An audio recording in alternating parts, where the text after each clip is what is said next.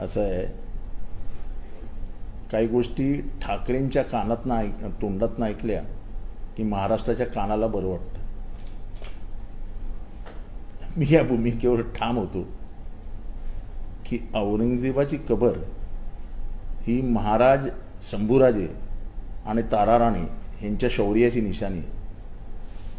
महाराष्ट्राच्या म्हणजे स्वराज्यावर आक्रमण करणारा आलेला दिल्लीचा सुलतान हा त्याच्या घरी परत जाऊ शकला नाही.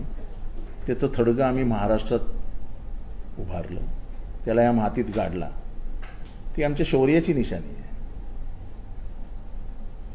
अफजल खान हा आमच्यातल्याच हिंदूंमधल्याच कृष्णा भास्कर कुलकर्ण्याला हाताशी धरला, नारो कुलकर्ण्याला हाताशी धरला आणि महाराजांवरती चाल करून आला. अतिशय गुप्त पद्धतीने महाराजांची हत्या करण्याचा विचार त्याचा होता. महाराजांनी तो पाडला आणि 7 फूट 6 इंच उंचीचा असलेल्या अफजल खानाला 1 मिनिटात महाराजांनी खाली झोपवला. त्याच्यानंतर महाराजांवर पहिला वार झाला आणि तो वार या कृष्णा भास्कर कुलकर्ण्याने केला. तेव्हा बाजूला त्यांच्या सिद्धी इब्राहिम होता. इतिहास येतो, तो इतिहास असा व्हॉट्सअपवर वाचून कधी होत नाही. इथे कधी काल राज ठाकरेंनी सांगितलं ही गोष्ट खरी आहे की इतिहासाची पुस्तकं वाचावी लागतात. कोणी व्हॉट्सअप फॉरवर्ड केला की इतिहास समजत नाही. अफजल खानाची जी कबर आहे ना, ती माझ्या महाराजांच्या हुशारीची, त्यांच्या गनिमी काव्याची आणि त्यांच्या युद्धनीतीची. त्यांना त्यांच्या आईने सांगितलेलं की अफजल खानाची लढाई माळरानावर रडू नकोस. अफजल खानाकडे मोठं सैन्य आहे, कदाचित आपण त्याच्यासमोर कमी पडू सैन्याच्या संख्येमध्ये. त्याच्यामुळे अत्यंत चालाखीने त्यांनी अफजल खानाला तहासाठी किंवा जे काय असेल ते प्रतापगडावर बोलवलं आणि प्रतापगडावर ते समोरासमोर आले आणि त्यांनी अफजल खानाचा तिथे खतम करून टाकला. अफजल खानला हे शौर्य, ही हुशारी, ही पुढची 1000, 2000, 3000 वर्ष जोपर्यंत जग आहे तोपर्यंत शिवाजी महाराजांचं जो शौर्य या 2 कबरी कथन करत राहतील.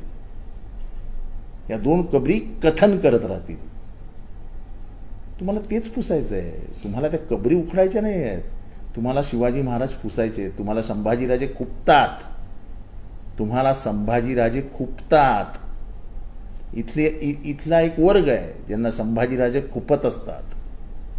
आणि म्हणून मी म्हणतो की संभाजीराजेंबद्दल अचानक एवढं प्रेम आलेला जो एक वर्ग आहे, त्यांनी सावरकरांनी, गोळवळकरांनी आणि इतर साहित्यिकांनी जे संभाजी महाराजांबद्दल लिहून ठेवलंय ते आम्ही पुसून टाकू. ते साहित्य आम्ही महाराष्ट्रात येऊ देणार नाही. ते ह्याच्यापुढे महाराष्ट्राच्या साहित्यात नसेल असं बोलण्याची हिंमत का नाही दाखवत? संभाजी महाराजांना सर्वात जास्त बदनाम कोणी केलं? त्यांचा हिशोब आपण विचारणार आहोत की नाही? आणि बरं झालं राज ठाकरे बोलले. म्हणून मी सुरुवातीलाच म्हटलं काही गोष्ट ठाकरेंच्याच तोंडातनं बऱ्या वाटतात त्या.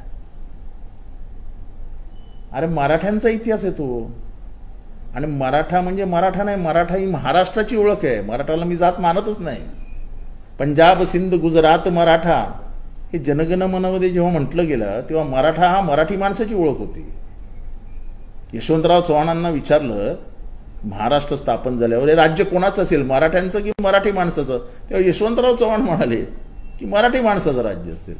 मराठी माणसाची ओळख म्हणजे मराठा. मराठा ही जात आता ठीक आहे. तेव्हा हा औरंगजेब आणि अफजल खानाचा इतिहास म्हणजे त्यांच्या कबरी तोडणं बिडणं हे सगळं शिवाजी महाराजांना छोटं करण्यासाठीचं कटकारस्थान होतं. आणि ज्यांना इतिहासच माहीत नाही, ज्यांना छावा बघून संभाजी महाराज समजले, त्यांच्याबद्दल काय बोलायचं?